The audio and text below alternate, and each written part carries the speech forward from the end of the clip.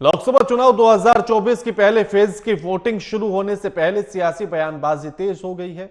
पश्चिम बंगाल में बीजेपी और तृणमूल कांग्रेस के बीच जमकर बयानबाजी हो रही है।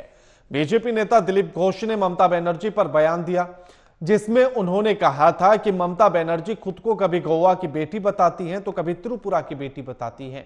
ममता बनर्जी ये बताएं कि उनके असली पिता कौन है। किसी की भी बेटी होना ठीक नहीं।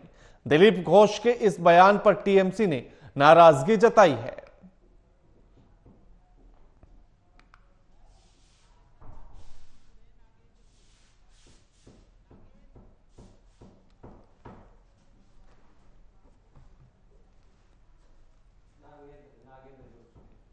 इस खबर पर हमारे साथ हमारे संवाददाता नगेंद्र भाटी जुड़ गए हैं। नगेंद्र, भाषा का स्तर राजनीति में लगातार गिरता जा रहा है, चाहे वो पार्टी कोई सी भी क्यों न हो।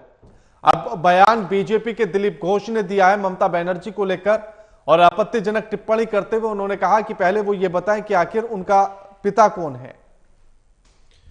बिल्कुल के देखिए, चाहे दिलीप घोष की टिप्पणी हो या फिर सुप्रिया श्रीनेत ने जिस तरह से कंगना रनौत के लिए टिप्पणी की है वो हो, दोनों ही आप देखिए। इससे पहले मैं आपको याद दिलाऊं कि जिस दिन चुनाव आयोग की तरफ से तारीखों का ऐलान किया जा रहा था, तो मुख्य चुनाव आयुक्त की तरफ से सभी राजनीतिक दलों को इसके लिए चेताया गया था कि आप जाइए चुनाव में, अच्छे से मुद्दों पर आप चुनाव लड़िए, लेकिन आपसी तलखी इतनी भी ना बढ़े कि फिर बाद में आपस में बात करने में दिक्कतें हों। अब आप देखिए कि जिस तरह की टिप्पणी की जा रही है, शायद यही चिंता चुनाव आयोग की भी थी और उन्होंने वो चिंता अपनी जाहिर भी की थी जिस दिन चुनाव का ऐलान किया था। अब आप दोनों टिप्पणी देखिए कि जिस तरह से कंगना रनौत पर टिप्पणी की गई या फिर पश्चिम बंगाल में ममता बनर्जी पर टिप्पणी दिलीप घोष की तरफ से की गई है, दोनों तरफ नाराजगी देखी जा रही है। और आप देखिए कि कंगना रनौत के मामले में एनसीडब्ल्यू महिला आयोग की तरफ से सुमोटो लिया गया, यानी खुद ही उन्होंने इस पर कार्रवाई की। और यही चिंता अब टीएमसी की है। टीएमसी के नेता कह रहे हैं कि जब कंगना रनौत के लिए कुछ कहा गया तो महिला आयोग की तरफ से उस पर स्वतः संज्ञान लिया गया, लेकिन अब जबकि बीजेपी के नेता की तरफ से एक स्टेट की मुख्यमंत्री के लिए इस तरह की टिप्पणी की गई है, तो चुनाव माफ कीजिएगा, महिला आयोग चुप क्यों है। अब टीएमसी कह रही है कि वो इस शिकायत को लेकर चुनाव आयोग के पास जाएंगे।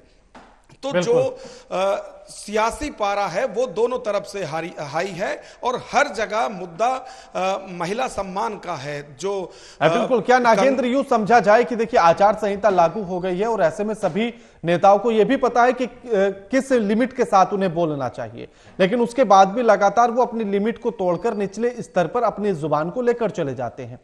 क्या यूं कहा जाए कि ये सारी बयानबाजी सुर्खियों में बने रहने के लिए और चुनाव के समय पर माहौल को गर्म रखा जाए इसलिए की जाती है?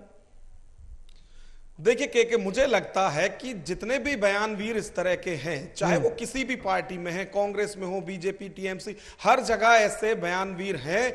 मुझे लगता है कि शायद उनको खुद ही पता नहीं रहता है कि वो क्या कह रहे हैं और इसका क्या मायना निकलेगा। आप देखिए कि जो कंगना रनौत के लिए टिप्पणी की गई, वो भी अपने आप में एक महिला के सम्मान के साथ छेड़छाड़ है। उसी तरह से जो दिलीप घोष की तरफ से टिप्पणी की गई है वो भी, और दिलीप घोष को भी आप देखिए वो भी कुछ भी कह देते हैं, जब भी वो बयान देते हैं कुछ ना कुछ विवाद पैदा हो जाता है। उसी तरह से आप सुप्रिया श्रीनेत को देखें तो वो भी अपने बयानों से चर्चित रहती हैं। तो ऐसा नहीं है कि ये सिर्फ सुर्खियों में बनने के लिए ये किसी किसी की आदत हो जाती है, और ऐसे उल्टे सीधे बयान देने के आदि हर पार्टी में है। तो सभी राजनीतिक पार्टियों को अपने नेताओं को कम से कम ये एक सबसे कहना चाहिए कि जो भी बोलें वो तोलकर बोलें, जिससे कि किसी के सम्मान को कम से कम ठेस ना पहुंचे।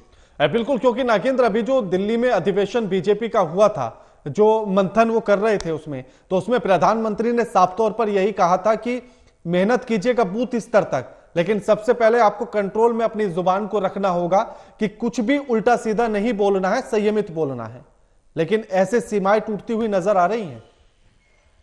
बिल्कुल के अब आप इसी से अंदाजा लगा लीजिए कि जब प्रधानमंत्री को खुद ये कहना पड़ रहा है कि भाई संयमित जुबान के साथ आप चुनावी मैदान में जाइए, आप मुद्दों की राजनीति कीजिए, मुद्दों को उठाइए कि हमने 10 साल में क्या किया और यूपीए के 10 साल में क्या हुआ, इन दोनों की तुलना करने के लिए आप जनता के बीच में जाइए। लेकिन कितना ही समझा लीजिए, जो इस तरह के बयान देने में माहिर हैं वो किसी के रोके नहीं रुकते। अब देखिए, यदि प्रधानमंत्री की बात का कोई फर्क पड़ता तो बीजेपी की तरफ से इस तरह की टिप्पणी नहीं आनी थी। और आप देखिए कि कांग्रेस जो न्याय यात्रा निकाली या जिस तरह से वो लगातार फोकस कर रहे हैं, उसमें नारी सम्मान के लिए भी लड़ाई थी। तो आप नारी के न्याय के लिए लड़ाई लड़ रहे हैं, लेकिन टिप्पणी इस तरह की करते हैं।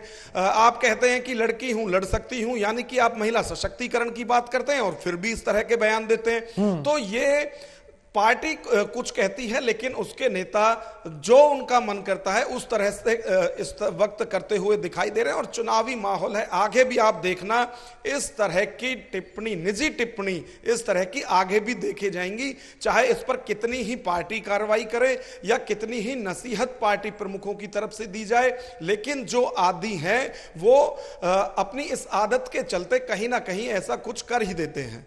बिल्कुल, शुक्रिया नकेंद्र आपका हमारे साथ ये तमाम बातचीत करने के लिए और जानकारी साझा करने के लिए।